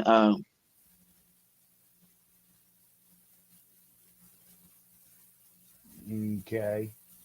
One more time, Twan. I do believe. No, I do believe that we can make that push moving forward. If the team has the belief, like they did this past week, that we can go out there and handle the games. Okay. Well, I do, and like I said, we'll see what happens. I mean, obviously, the rest of the year will be entertaining. Definitely, it will be entertaining. It's not going to suck, and I have no problem going to games where at least the team is going to go out there and perform and play. They might not always win, but they're not going not going to just mail it in, and that's why I want to make sure that I'm going to every home game except for Kansas City. I still have my Kansas City tickets for sale, but I will be at every home game, and I will be in Miami, and I think that's it because I'm not going to Kansas City on Christmas. I don't know other than Miami if there's any away games that I'm missing. Other than Kansas City, but no, I'm gonna. Oh yeah, Indy, not going to Indy, and so as of right now, anyway. But we'll see. But hey, Twan, thanks again, man. As like I said, I love that opinion. Definitely. I appreciate being on here with you, and it's always a blessing to come on. I just dropped I did a live earlier today, and I dropped a video today. The video is called "Who Ate the Brown Crackers." I do it every week. It's somebody. I highlight somebody within the organization who stepped up, and this one's a good one. This week is week 9. Who ate the brown cracker. So if you want to check out that video, go check out that video and see what I say, and check out who stepped up this week and made a valiant effort to make a jump moving forward on this team. I like that. Who ate the brown crackers? Yeah, well, brown crackers is a thing for my channel, and I said, one of the things about brown crackers is they give you superpower like strengths and abilities when you eat them. So there's somebody that did that and enhanced their performance for the Raiders. So I don't have to worry about Viagra. I just got to get the right brown crackers then. Hey, it works in many ways, and if it works for you in that department, then hey, do it till you satisfied. I'm gonna go get me some brown graham crackers, man. That sounds good. Twan, always a pleasure, brother. Thank you for coming in as well. Yes, much love and blessings to everybody under the sound of my voice. And again, salute to you and all that you do for the nation. Likewise, and thank you. Go make sure you check out Raider Twan. If you say you can't find his channel, that's BS. And I actually cleaned it up because I do have a chaplain here. That it's right there. Oh, wait, over there. See, Raider Twan. Go find him. Okay, it's easy. Yes, sir. All right, blessings to everybody. All right, take care, partner. Thanks for coming in. That's Raider Twan. Gotta love the Twan man. Brown crackers, like I said, I used to. They're cookies. What is it? The ones that American Airlines. And I got the story on that. What type of cookies are there? Biscoff, right? American Airlines, because they're known for the Biscoff crackers or cookies, right? Do you know that that was a screw up that benefited them?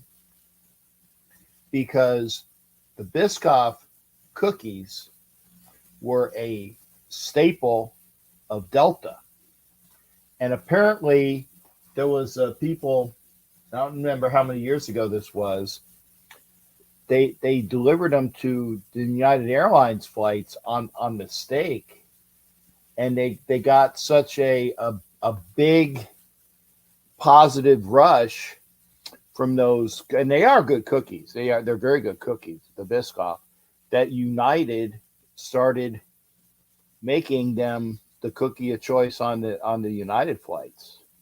So yeah, there you go. Rick wants some brown cookies and crackers. I don't know what her name is, but I would love some brown cookies and crackers as well, especially because Rick's out in Hawaii, or as they say, Hawaii. So yeah, I can go for some brown cookies and crackers there too. Just saying, it's the captain. If you want to come into the show, I'm going to put the link up one more time. I do want to thank because we've had some participation tonight. Obviously, we had Tom Jones is here. He came into the show, and we had Mike Givens, Positive Philly. He came into the show, and obviously Raider Twan came into the show. So if you want to come into the show, and we got at least 15 minutes to come in, hit the link. hit the link. And I know that we've had our Bronco dude. Yep, correct. Yeah, Brown. Hey, if it ain't, it was it never turned down Brown. Just saying. Um, if you want to pop into the show, please do. I actually, I might be like I said, if I get out to Hawaii, and I do need to do this because I've been to Hawaii a couple different times, and the one thing that I never got a chance to do, and I'm kind of ashamed to say this, but as a sailor, and we would do call to arms and colors and honors. We when we went by the Arizona each time, we would make sure that we called honors the USS Arizona. And I never have gotten a chance to go to that memorial. So one of these days, hopefully, if I can knock wood without upsetting all of the well, see, I knew that was going to happen. I probably did a little bit of the screw up the image, but I want to go to Hawaii one more time so I can hit the Arizona Memorial. That's for sure. But that's just me. If you want to come into the show, you got about 15 minutes or so. Then I'll do my outro. I will say that I will be doing. This is going to be shown broadcast again. Okay. This show is going to be broadcast on Sunday because obviously the Raiders are the Sunday night game. I can't do my show on Sunday. So if you're watching this now, this will also be the Sunday night show on Roku because I owe them a show. And I didn't get a chance to get the new Roku key codes the other day when I was doing the show from the Mexican plate. That was great food, by the way. Oh, my God. Great food. Okay. This will be the Sunday show when everybody else is watching the Raiders. If you're watching it now and it's Sunday, this is the broadcast show that will be shown on Roku because I got as soon as the show's over, I'm gonna put it up, so it'll be broadcast. If you want to do a rebroadcast of it, hey, I'll put it up on YouTube as well. But if you want to come into the show, please do, please do, please do. The Raiders they showed what they could do. I'm not saying that they're the best. They're the best team in the league. Actually, the best team in the league is the Eagles.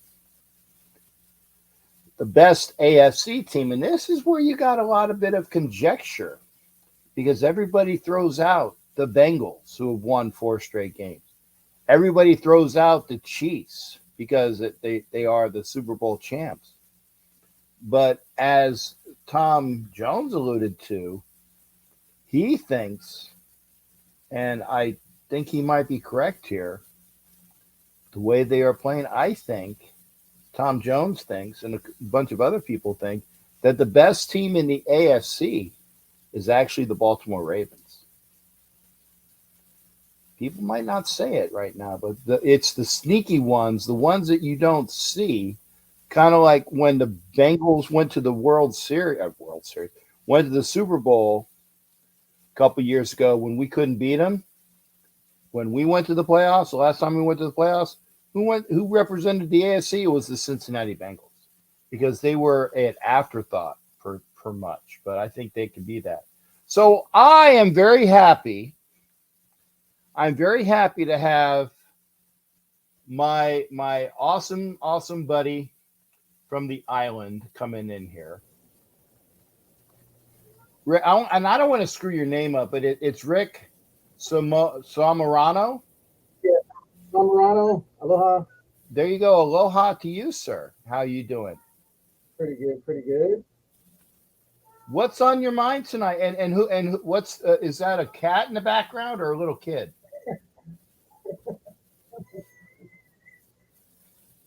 This Okay, is yeah. not the. I knew it was one or the other. Okay. That's my ops assistant here. Yeah, and I was gonna say I love cats, and Yeah. so that I could tell the way it went meow meow. Every I time I couldn't. go live or I'm talking to somebody on the screen or on the phone, she'll be on my desk, going around eating my paperwork and stuff like that. Yeah, but hey, it's good to have you on here, sir. Now, what you got about 10 minutes, man. Give me your best thoughts because we've been talking all night about the new. It's the new Raider way, or the Raider way is back in style. It's not the Patriot way or the Cheatriot way. The funk has left the building. Okay, there is no more gray, black clouds. I know black and gray is good when you're talking right, but not when it is the permeating funk of of impending doom and gloom that has been permeating the Raiders rocker. Boy, that's a tongue twister. The Raiders locker room the last couple years or the last year and a half. It's gone. Your thoughts on that, sir? Well, we're very excited to see the old regime go with respect, but it just wasn't working. We've seen in the games last year to this year, they just had a plan.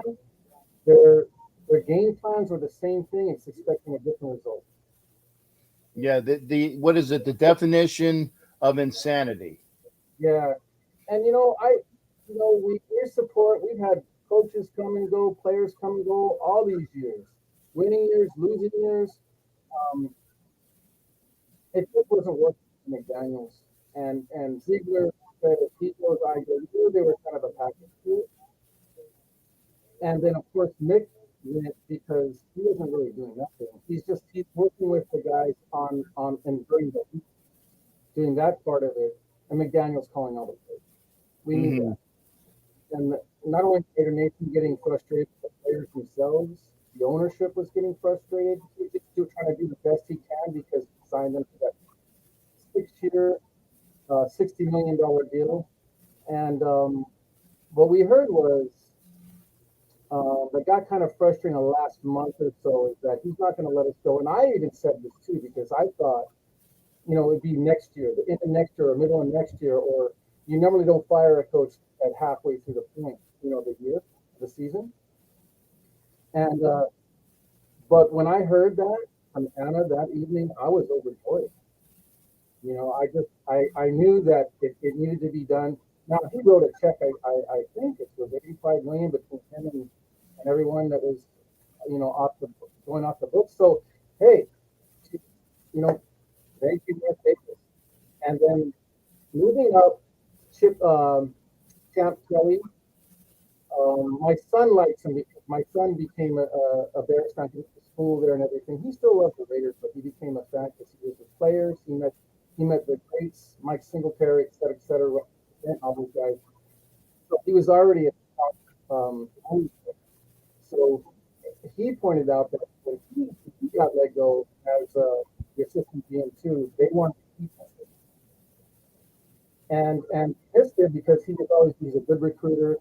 You can see that he's motivational as well. He's a good scout. So hopefully this continues. We don't know what's going to happen in the year, but when Antonio Pierce got on the first interview with Camp Kelly, definitely inspirational, motivational. Everybody just didn't have to take. They already knew already. They knew the direction that was there when they were already there. They've been there for 2 years, and the guys get their inspiration from the community. But during the game with the plays and everything, they get confused at times because it's so hard to learn, and Mm-hmm. then the complexity of it.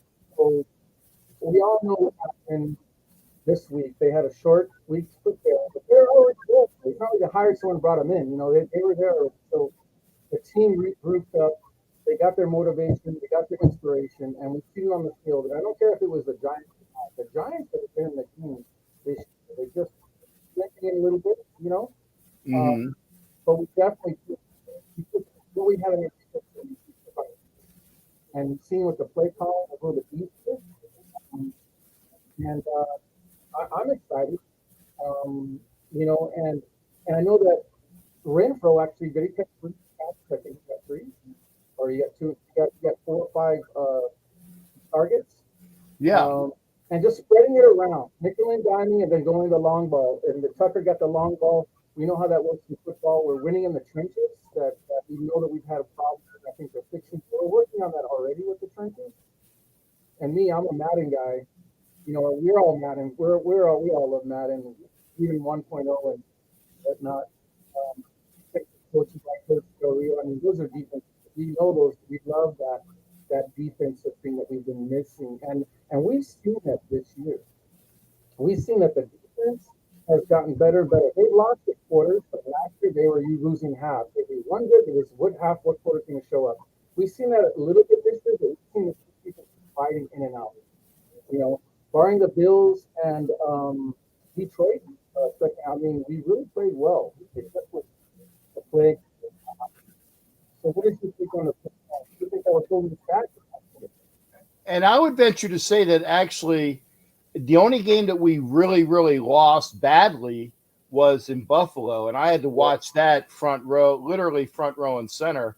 But when you go to Detroit, the defense is the one that kept them to 9 points before they finally scored a touchdown. And it was, I think, what was it? They were 1 for 5 in the red zone that game. So the defense was winning that game. It was the offense that couldn't do anything. And, when the offense can't do anything, the defense and there was a defensive pick.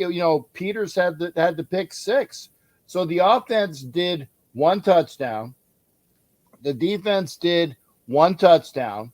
And if the offense would have done more, there was a very good possibility that they could have won that game. If Aiden O'Connell plays that game from jump, I think that maybe that there's a bigger opportunity. And I also said this, is that why did you have Brian Hoyer play against the Bears when Aiden O'Connell is got, and we saw his family.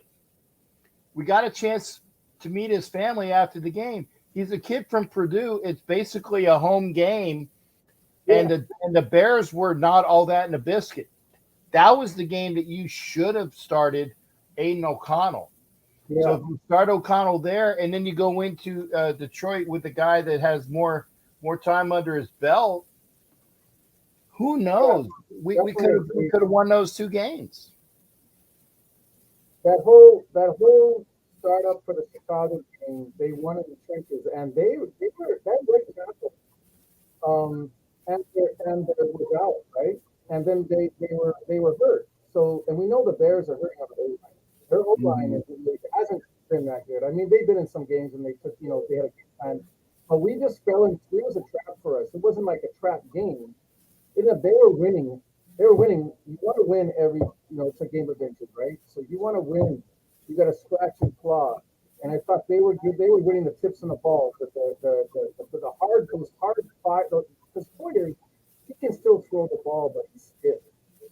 And they basically brought Hoyer in.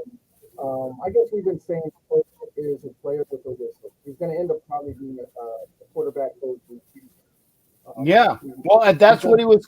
That's what he was going to be in New England before we offered him a job. He was going to be the QB coach, and we said, well, you want to be the QB coach there, or we'll give you a bunch of money to be the backup quarterback. So yeah, I mean, he should have been the third stringer. I know he had Garbers off the team. He's on the practice squad, right?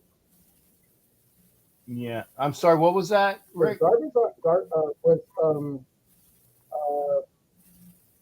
on the practice squad. Garber's on the practice squad, or he was the last time I checked. Yeah, I don't. But I'd get rid of. I'd start cutting them now. Cut, and let them go. Hey, Rick, I hate to do this, but we're up against the time thing, and I want to try to get this in so I can show it again on Sunday, and it's got to be under two hours. So that's it. Chris Gang, thanks for being here. Brian is in here. again, I appreciate everybody being in here. Rick, I appreciate you being here. Mahalo. As Mahalo. they say. And if I get out to Hawaii, trust me, we're going to go see a luau and some hot brown chicks Yeah, as we'll well get you as out. the talk to you in Arizona. Miami. I'll see you on your show tomorrow on the Wild Wild West, and then Thursday on the Two-Rated Guru and Marty and them. So thank you for the show. Aloha, Raider Nation. Take it easy, Captain Jack. Aloha to you. Thanks again, Rick, for coming in. You take care. Aloha. All right, take care. That's my boy from Hawaii, Rick Samarano. And I do got to cut this short. And I do thank everybody for being in here. If you're watching, thank you. We're going to watch this again on Sunday because it's going to be the show that I have on Roku, because I have to have a Roku show because we have the Sunday night game. Take care, everybody. Let's get this win against the Jets. And then let's see what we got when we play Miami. I think we're going to give Miami a better game than people think. Take care, everybody. I'll see you tomorrow on the Wild Wild West show. Be well. Yar! Great victory.